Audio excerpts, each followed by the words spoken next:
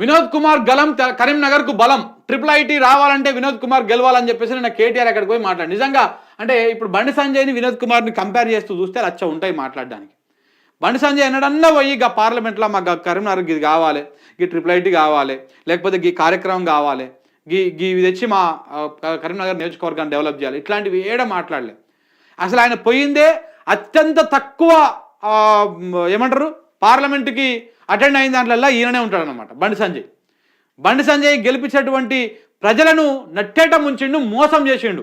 So కాబట్టి కరీంనగర్ ప్రజలు ఇప్పటికైనా కొంచెం తేరుకొని మళ్ళొకసారి ఇలాంటి నాయకుని ఎన్నుకోకుండా ఒక మీకోసం ఫైట్ చేసే, మన ప్రాంతం కోసం ఫైట్ చేసే, మన తెలంగాణ ప్రాంతం కోసం ఫైట్ చేసేటువంటి ఒక నాయకుని ఎన్నుకోండి. కాంగ్రెస్ పార్టీ ఇప్పటిదాకా ఆడ డమ్మీలకు డమ్మీ కూడా దొరుకుతలేడంట.